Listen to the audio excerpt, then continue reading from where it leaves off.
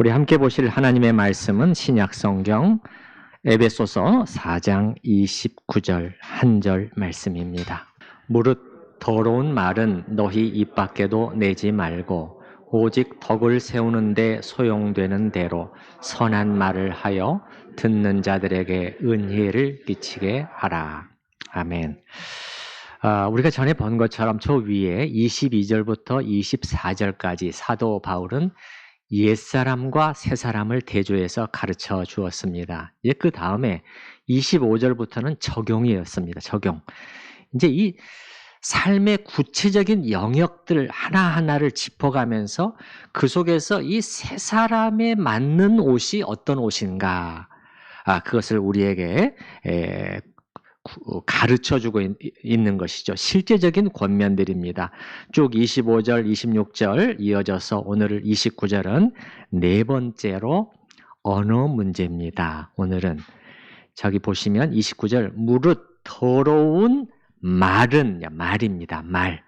또 중간 정도에 보시게 되면 소용되는 대로 선한 말을 하여. 그래서 즉 사도는 그리스도인으로서의 그 언어 생활 문제를 이 본문에서 다루어 주고 있지요.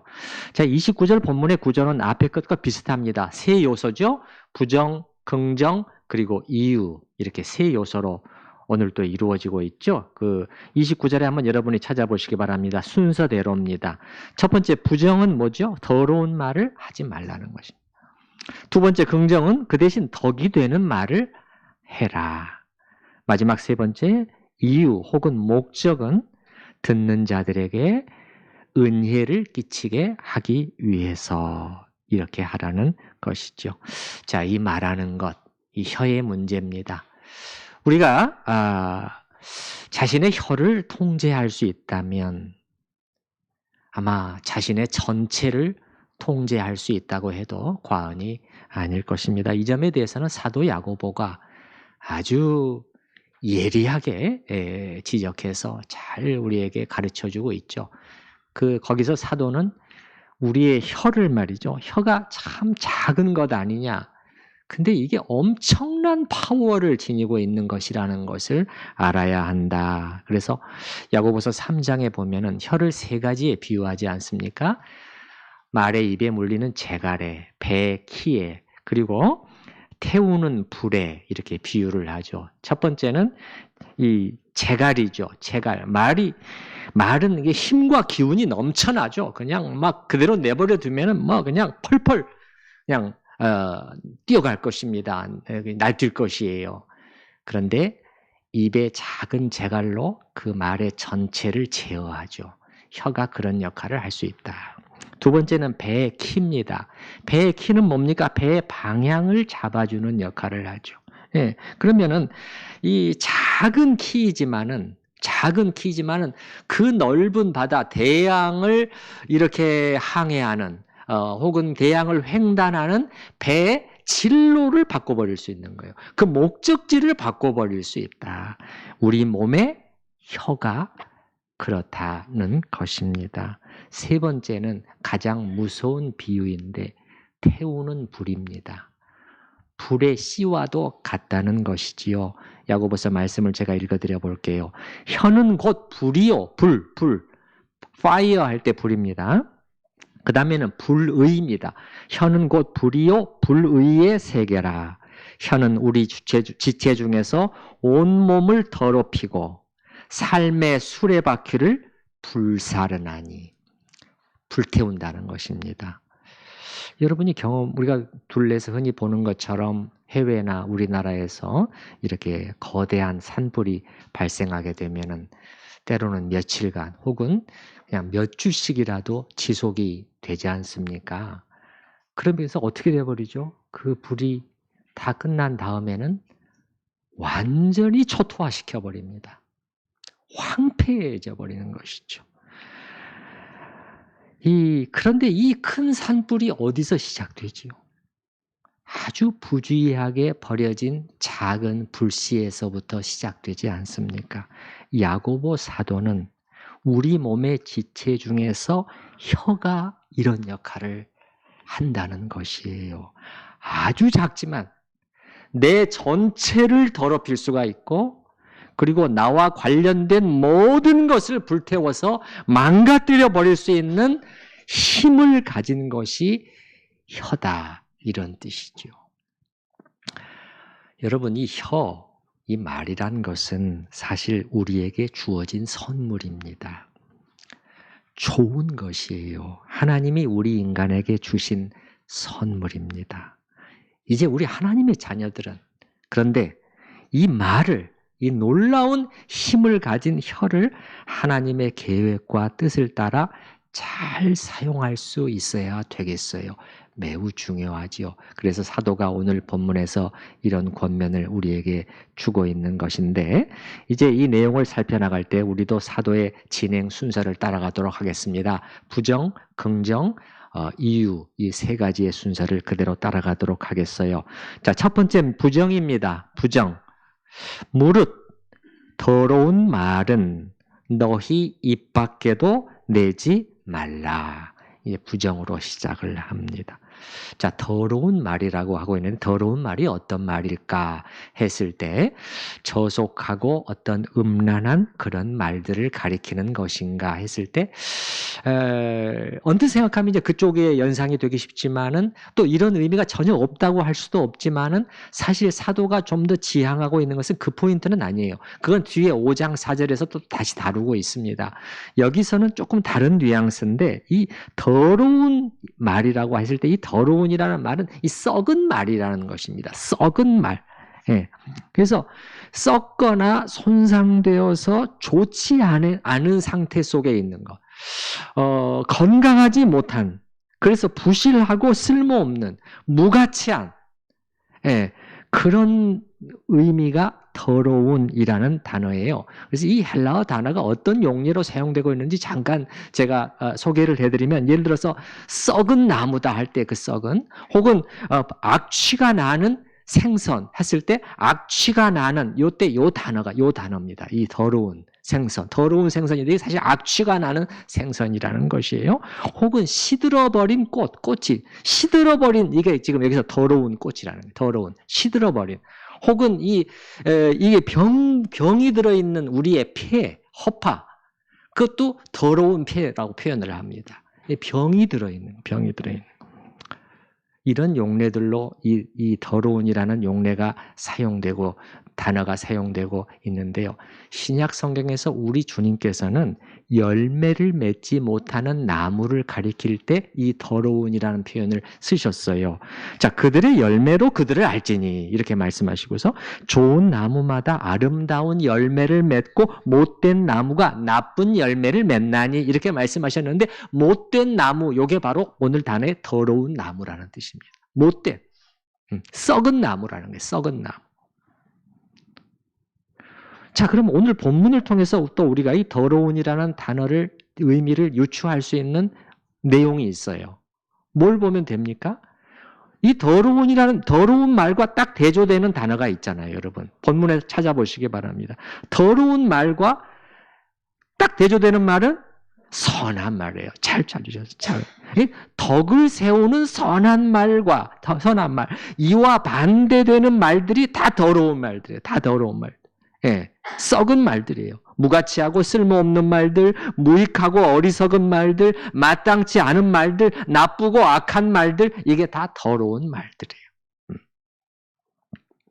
사도가 말해주는 것은 이런 더러운 말이 새 사람이 아니라 옛 사람의 한 특징이다. 이게 곧 이방인들의 세계, 우리가 사는 세상의 한 특징이에요. 특성을 구성하는 것이 더러운 말이라는 거예요. 썩은 말이라는 거예요. 여러분, 이 세상에서 거침없이 오가는 말들을 여러분이 한번 관찰해 보시기 바랍니다. 그 속에서 정말 선하고 좋은 말을 우리가 얼마나 찾아볼 수 있죠?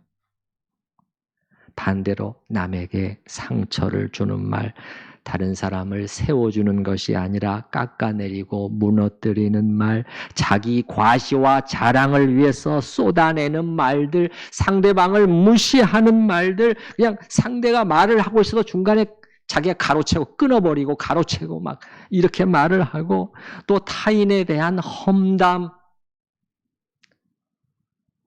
로마서 1장에 보면은 인간의 죄의 목록을 나열하면서 수군수군 하는 자요, 비방하는 자요. 이 세상이 그렇게들 하고 있습니다. 수군수군 비방입니다. 예. 이런 모든 것들이 이 세상에서 오가는 더러운 말들인데 이 더러운 말들을 이 세상은 여과 없이 뱉어내고 있어요. 통제되지를 않고 막 입들에서 전부 다 쏟아져 나오고 있습니다. 사실은요. 그러면 이게 작은 일이냐? 우리가 혀가 있으니까 그냥 말하면 되는 것이냐? 그렇지가 않아요. 이러한 잘못된 언어 사용에 대해서 우리 주님께서 일찍이 엄중히 경고해 주신 적이 있었는데요. 바리새인들을 향해서 독사의 자식들아 이렇게 말씀하시면서 그들의 언어 문제를 주님이 지적을 하시는데요. 먼저 뭘 말씀하시냐면은 말이라는 것은 그 사람의 정체성을 드러내 주는 것이라는 거예요. 그가 누구인가 하는 것을 말해 주는 것이라는 거죠. 왜냐하면 이 사람은 자기 마음에 쌓은 그것을 이렇게 말하게 되어 있기 때문이에요. 그 부분을 제가 읽어드려 보면 독사의 자식들아 너희는 악하니 어떻게 선한 말을 할 수 있느냐? 악한데 어떻게 선한 말이 너희에게서 나올 수 있느냐는 거죠.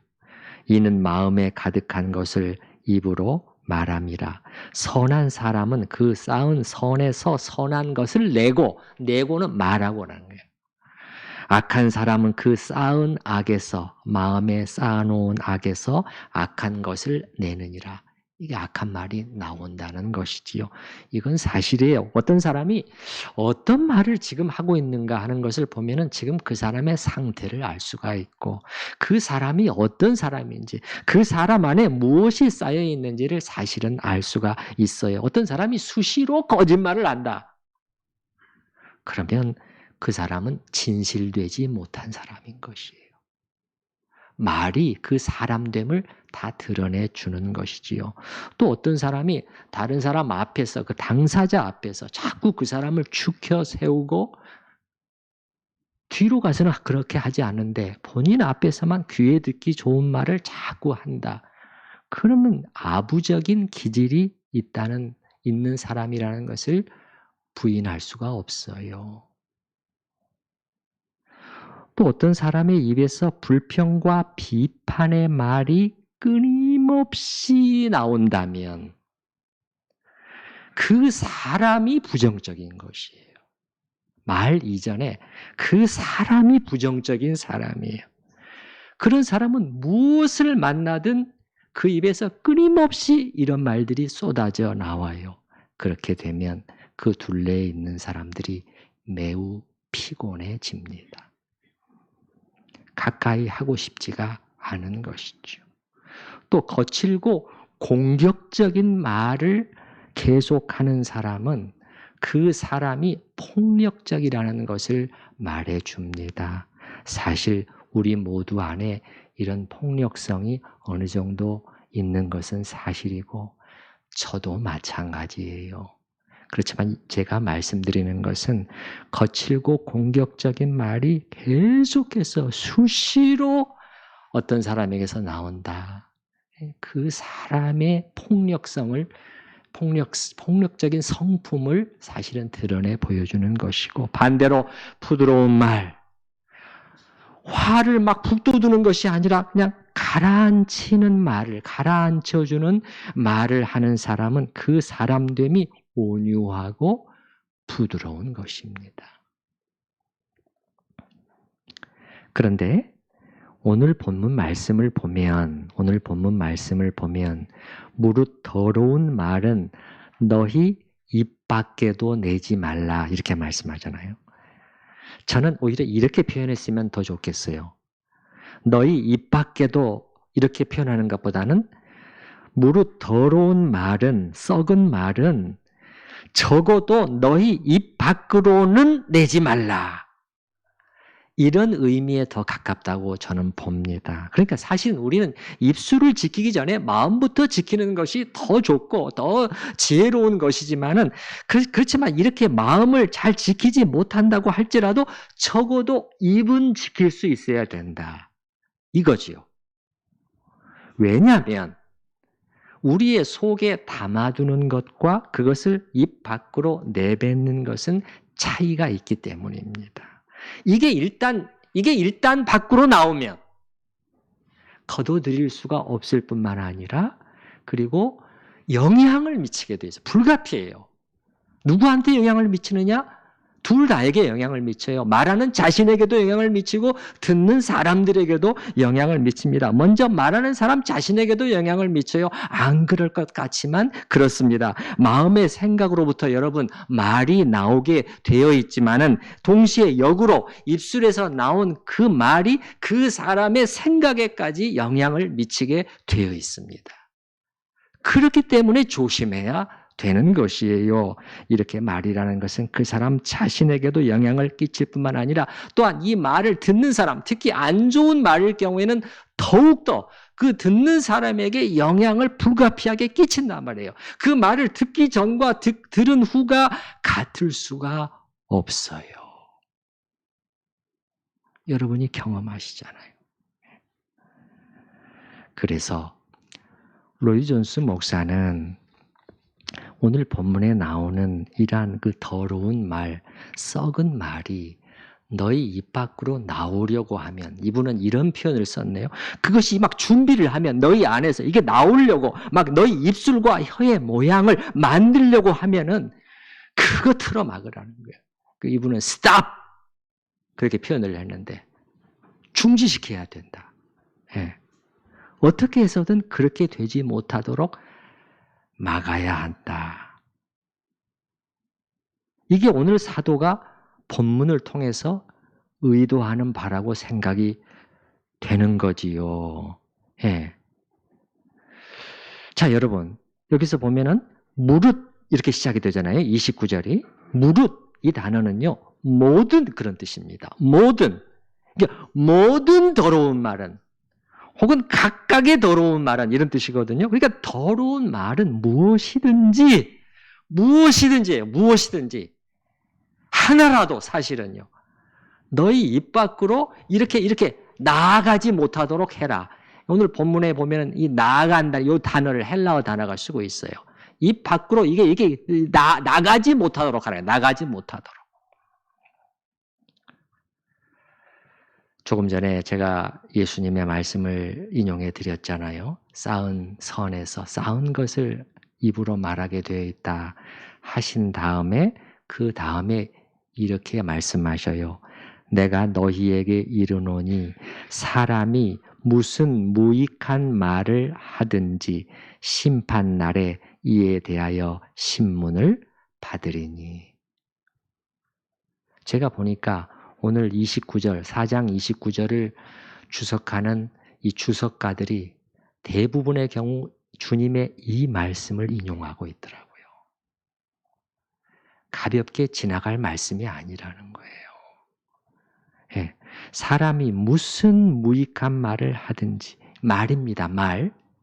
물론 생각도 우리는 책임져야 되지만, 이 마음도 책임져야 되지만, 주님은 여기서 말에 대해서 언급을 하고 계시는 거예요.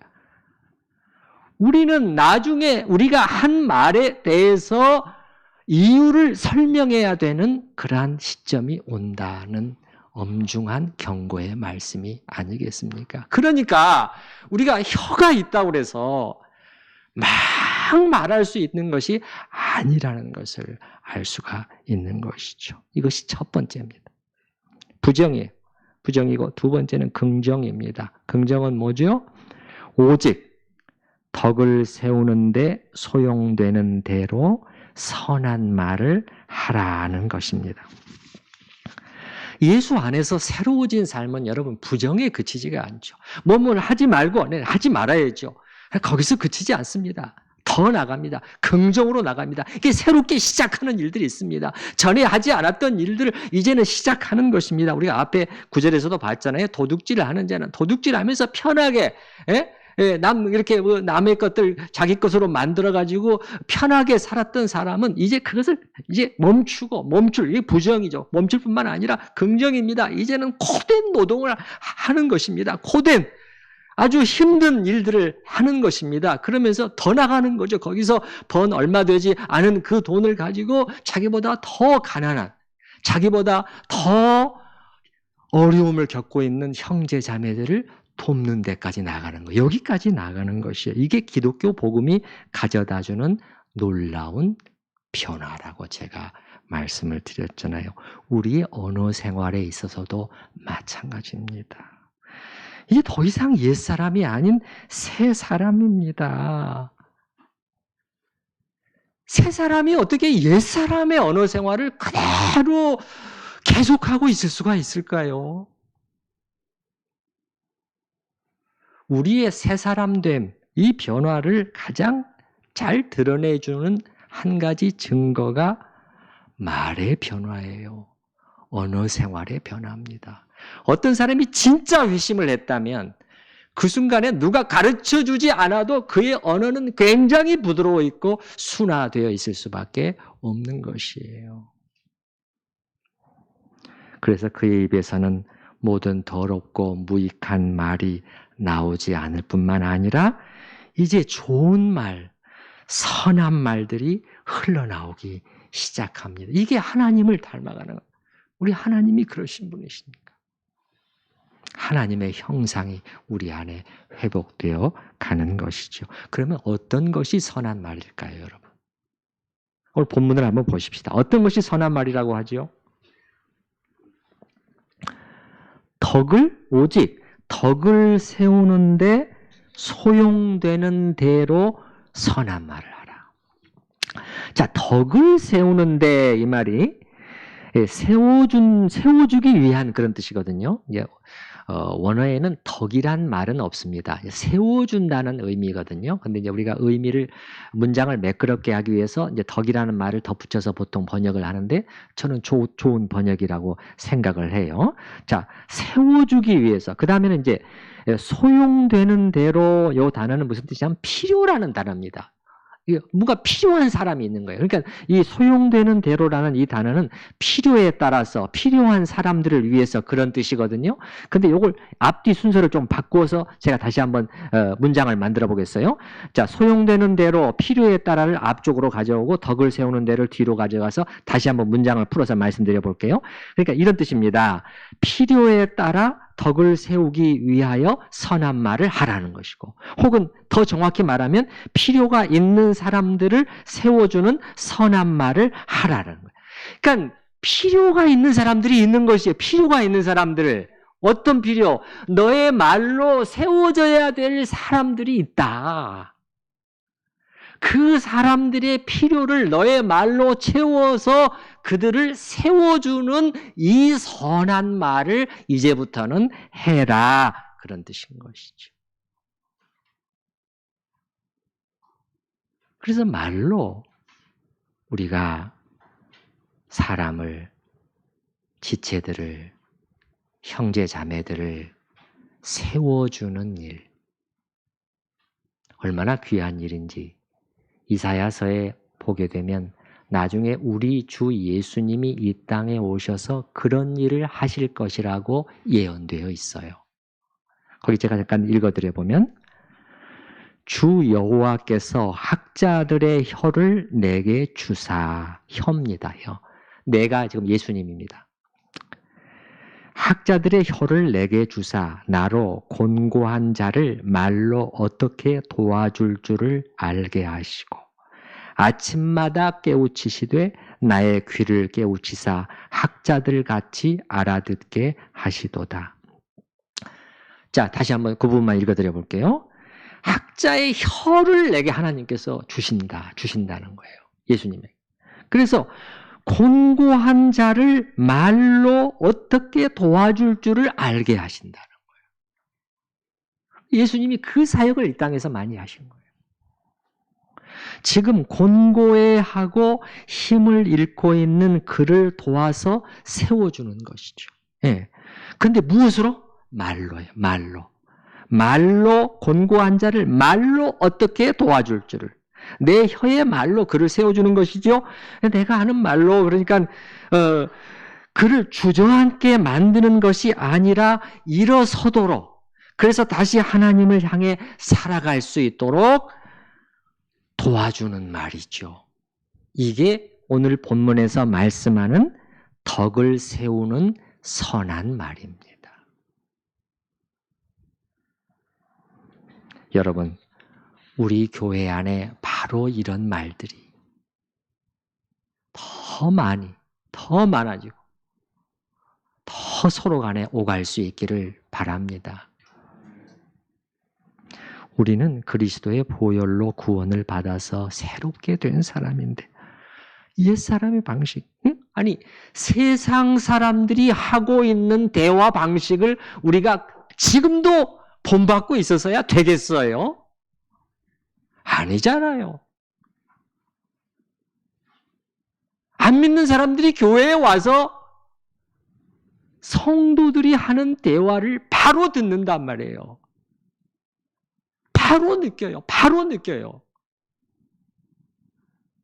아이, 말이 다르네. 말이 달라. 이분들은 진짜 다른 사람들이구나. 이 예배를 잘 드리고 나서 주고받는 대화는 자기가 밖에서 들었던 거하고 똑같아요. 무슨 차이점을, 무슨 신선함을, 무슨 그 속에서 거룩함을 느낄 수가 있겠습니까? 우리는 이제 대화를 위한 새로운 방식을 개발해야 됩니다. 각자가 새로운 그 대화의 기준을 찾아내고 자기에게 적용하려고 해야 될 것이에요. 말로 사람들에게 상처를 주는 대신에 그들을 돕고 격려하고 위로하고 북돋워 주는 말, 세워주는 말을 하려고 해야 합니다. 이게 두 번째 긍정이고요. 덕을 세우는 선한 말을 하라. 세 번째는 이렇게 해야 하는 이유입니다. 목적이에요. 그럼 뭐라고요? 듣는 자들에게 은혜를 끼치게 하라. 듣는 사람들에게 은혜를 주기 위해서 이렇게 말을 하라는 것이죠. 자, 듣는 자들에게 은혜를 끼친다, 은혜를 준다. 이제 이 문장이 무슨 의미인가? 은혜라는 단어를 우리가 어떻게 이해하느냐에 따라서 그 의미가, 그 해석이 달라질 수는 있겠지만 그냥 쉽게 이렇게 이해해도 될 것 같아요. 내가 하는 이 말을 통해서 듣는 그들이 은혜를 받도록. 혹은 또 이렇게도 볼 수가 있을 것 같아요. 그들이 하나님의 은혜 안에서 자라갈 수 있도록. 하나님의 은혜 안에서 자라갈 수 있도록. 우리의 모든 말이 그렇게 돼야 된다는 것이죠. 저도 이 자리에서 말씀을 준비하고 여러분께 이렇게 설교를 하는 것도 이거잖아요. 여러분이 은혜를 끼치고 은혜 안에서 더욱 자라갈 수 있도록 가게 하기 위한 것 아니겠어요? 우리의 모든 대화가 특히 교회 안에서, 밖에서도 당연히 그렇지만 교회 안에서는 더욱 그렇게 돼야 되겠습니다. 오늘날 옳은 말, 바른 말을 할 수 있는 사람은 많지만 이렇게 듣는 이들에게 은혜를 끼치는 말을 할 수 있는 사람들은 많지가 않아요. 바른 말, 옳은 말만 하라고 사도는 말하고 있지 않아요. 그럼 우리가 할 수 있어요. 다 나름대로 의견이 있잖아요. 지적하고 이렇게 알 수가 있어요. 그러나 사도는 그것만이 아니라 듣는 사람들에게 은혜를 끼쳐라. 그 옳은 말을 가지고 잘 말을 해서 은혜를 끼치게 해줘야 된다. 예를 들어서 여러분이 어떤 공적인 자리에서 발언하고 이렇게 하실 때도 여러분이 발언을 하면 듣는 성도들의 마음에 이렇게 은혜가 끼쳐져요. 은혜가. 저분이 일어서서 의견을 말하기 시작하면은 참 내 마음이 좋아. 예, 저분이 말하면 내 마음이 불안하지 않고 그냥 편안해져. 그러면서도 저분은 저렇게 하면서도 꼭 교회에 필요한 말을 또 하잖아. 여러분이 이런 분들이 되기를 바라요. 예. 그래서 여기 보게 되면 여러분 듣는 자들에게 은혜를 끼치게 하기 위해서 이렇게 목적절로 되어 있습니다. 목적절이에요. 목적절입니다. 이게 말하는 목적이라는 것이죠. 자, 이걸 통해서 우리가 중요한 한 가지 점을 배우죠. 뭐냐?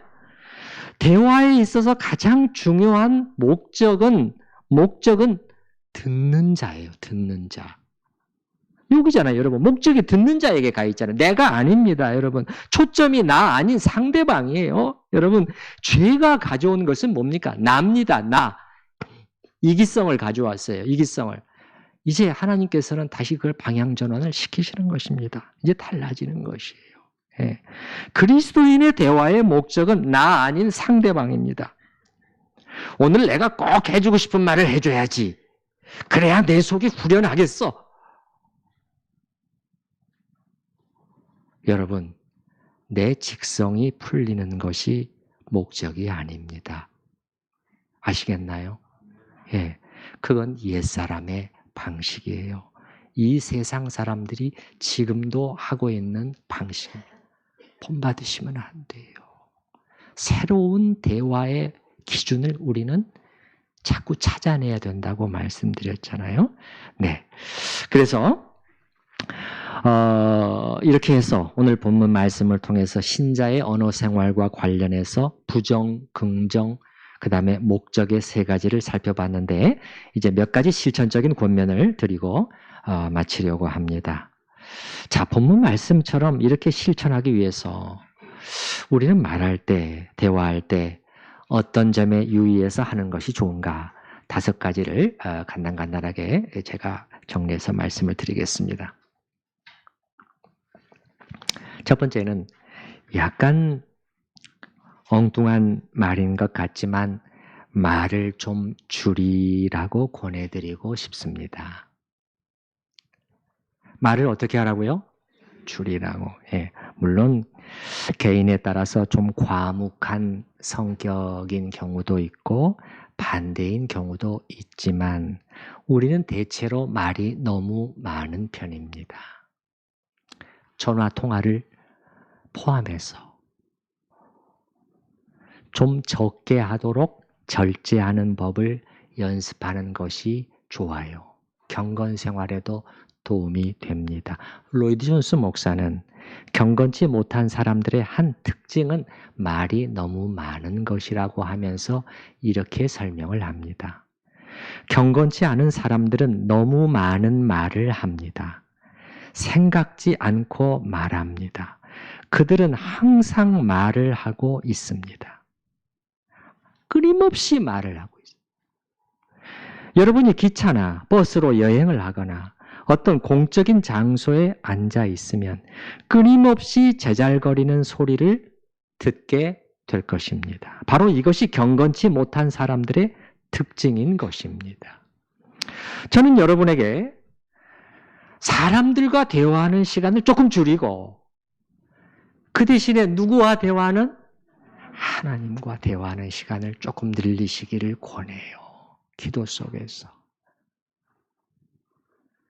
사람들과 너무 많은 말을 하고 있는 사람은 하나님과의 대화를 적게 할 가능성이 높아요. 높아요. 때로는 입을 다물고 생각하고 자신을 성찰하고 그리고 하나님께 말씀드리는 그러한 시간을 갖는 것이 훨씬 더 좋습니다. 이게 첫 번째고요. 말을 좀 줄이자. 두 번째는 대화의 자리에서는 그것이 두 사람의 대화이든 혹은 여러 사람 속에서의 대화이든 우리는 자신을 드러내려는 드러내려고 하는 이 유혹을 조심해야 합니다. 이게 안 그럴 것 같지만은 많이들 그래요. 조금 전에도 말씀을 드렸지만 세상 사람들의 대화의 특징은 납니다. 나를 표현하는 것이에요. 그러다 보면은 그 대화 속에서 자기도 모르게 자기를 더 드러내고 자기가 인정받고 많이 안 해? 똑똑한 사람이네? 인정을 받고 그 자리에서 자기가 중요한 사람이 되는 것. 이쪽을 추구하게 되기가 쉽습니다. 그러나 우리 그리스도인의 대화를 특징 짓는 것은 자기가 아닌 다른 사람이라고 말씀드렸어요. 상대를 향한 관심입니다. 이거 잊어서는 안 됩니다. 이게 벌써 우리가 지금 싸워야 하는 중요한 싸움이죠. 내 말을 듣는 저 사람에게, 저 사람들에게 어떻게 유익과 은혜를 끼칠 것인가. 나를 표현하는 것만이 아니라 그게 우리의 관심이 되어야 되겠습니다. 이게 두 번째입니다. 자신을 드러내려고 하는 그러한 충동을 잘 억제해야 한다는 것입니다. 내가 조금 못난 사람이 되어도 괜찮아요. 오랜 시간이 지나면 사람들은 여러분을 알아보게 될 것입니다. 저분이 더 대단한 분이네. 두 번째고. 세 번째는 잘 들어주는 법을 연습하시기 바랍니다. 무슨 법이요? 들어주는 법이 들어주는 법. 대화를 할 때는 내가 말을 많이 하려고 하지 말고 상대방의 말을 들어주려는 노력을 해야겠습니다. 귀를 기울여서 상대방이 뭘 말하려고 하는지 먼저 들어야 합니다. 여러분 상담, 기독교 상담, 일반 상담도 다 마찬가지지만 상담의 대부분은 들어주는 일이라고 그러잖아요. 잘 들어주는 거라고 그러잖아요. 네. 잘 들을 때 내가 저 사람을 위해서, 저분을 위해서 무엇을 말해줘야 될 것인가?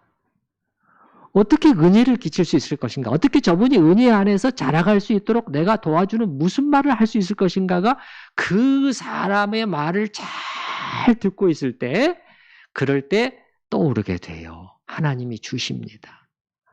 가닥이 잡히게 됩니다.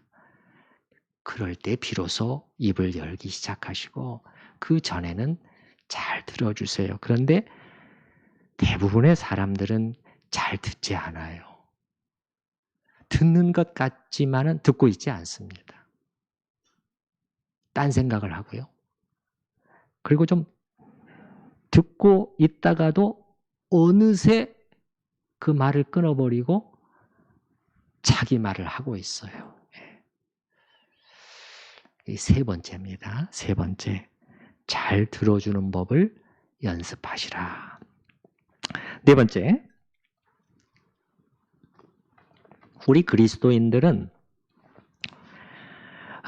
특히 우리는 날카로운 말로 상대를 공격하는 것을 조심하고 삼가야 됩니다. 이런 말로는 오늘 본문에 나오는 상대에게 은혜를 끼치기가 매우 어려워요. 저도 이런 부분에 있어서 후회를 하는 경우가 한두 번이 아니었습니다. 목회를 하면서 이 부분을 또 많이 배웁니다. 그 잠언 12장 18절에 보면 이런 말씀이 있어요. 칼로 찌름같이 함부로 말하는 자가 있거니와 지혜로운 자의 혀는 양약과 같으니라. 칼로 찌름같이 말한다는 거예요. 그런 사람들이 사실 적지 않아요. 그런데 문제는 이렇게 공격적으로 말하는 사람은 자기가 그 정도라고 생각하지 않아요. 그러나 상대방은 그 순간에 마치 칼로, 빗으로 찔리는 것 같은 아픔을 느낍니다. 이 잠언 말씀, 칼로 찌름같이 이런 식의 대화를 계속하는 사람은 지혜롭지 못한 사람이라고 잠언은 사실 말씀하고 있는 것이에요. 두 가지를 대비시키고 있잖아요.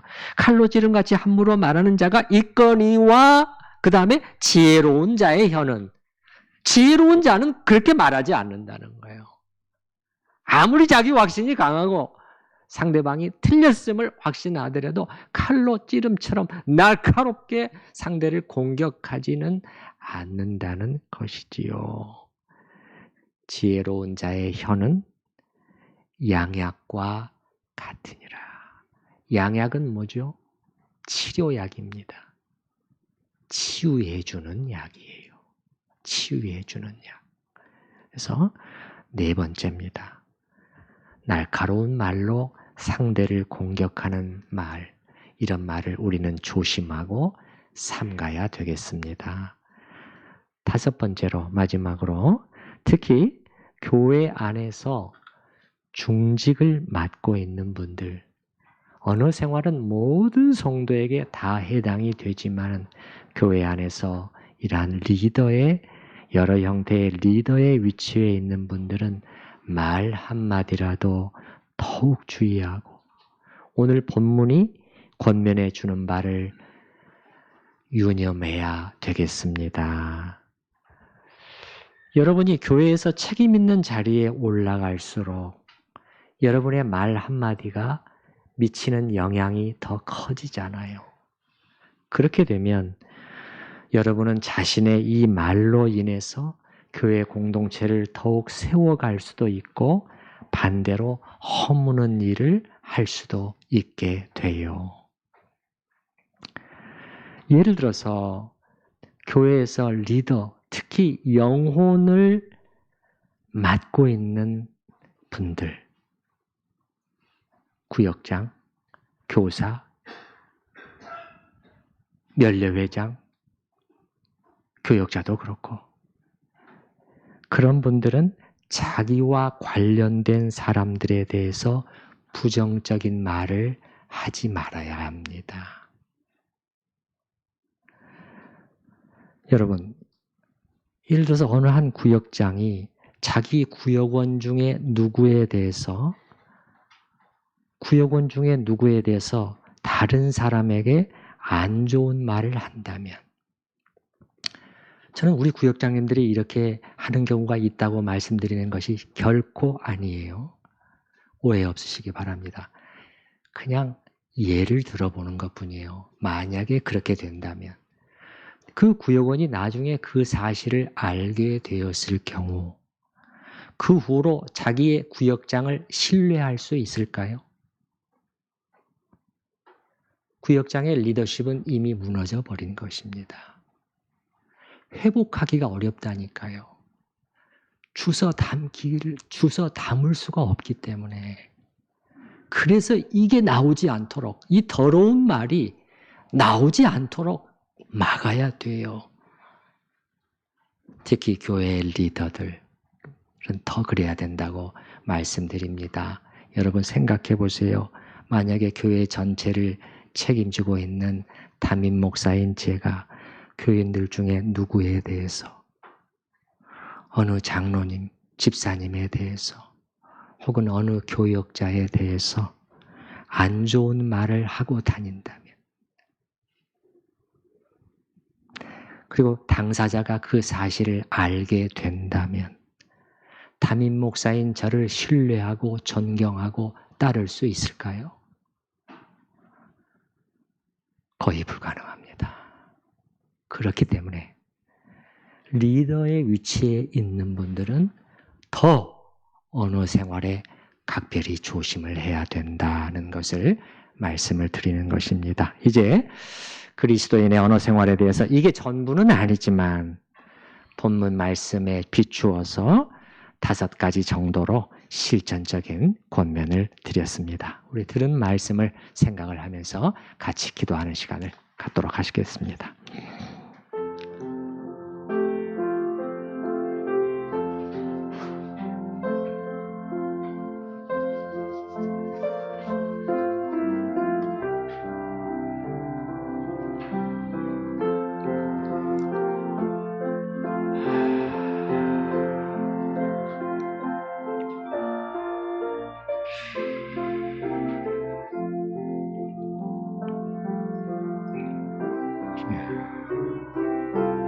네.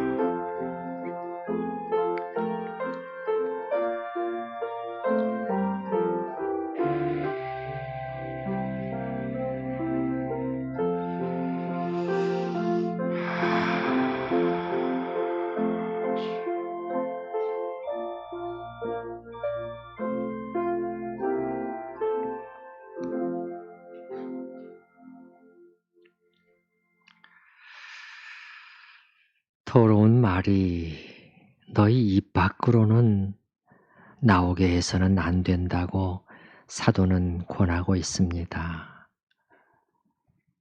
하나님 아버지,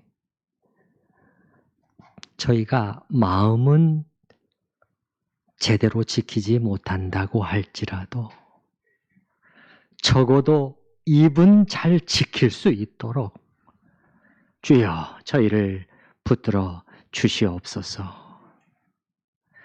내뱉어진 말이 어떠한 결과들을, 자신과 다른 사람들에게 어떠한 결과들을 가져올 수 있는지를 유념하게 하여 주시옵소서. 주님, 우리의 말은 세워주는, 그 필요를 가진 사람들을 세워주는 선한 말이 되어야 한다고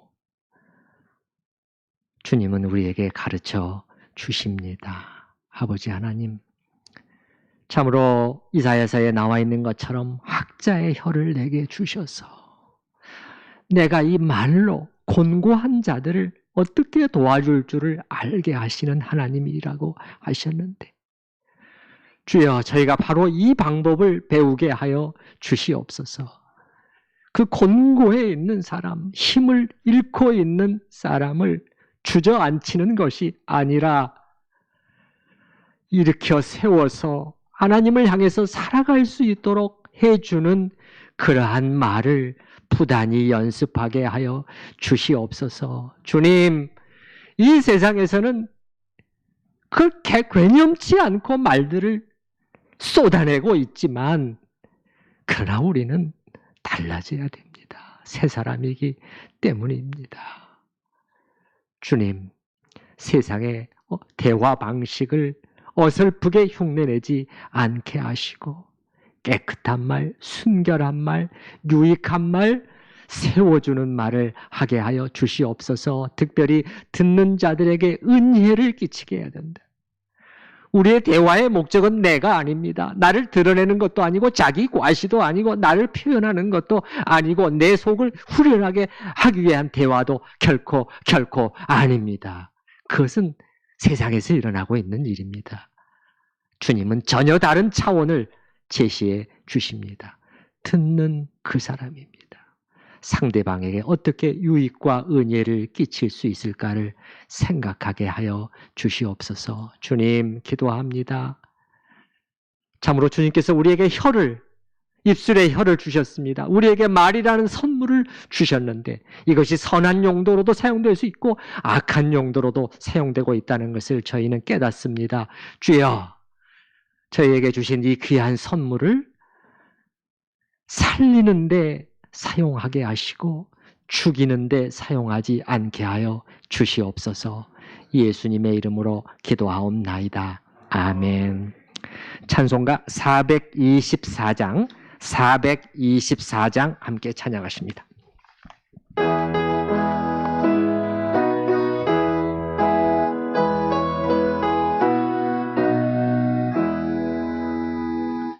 아버지여, 나의 마음을 맡아 주관하시고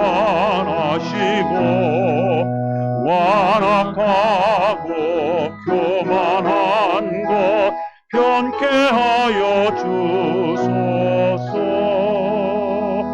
온유하고 겸손하여 화평하게 하시고 망령되고 악한 일을 물리치게 하소서.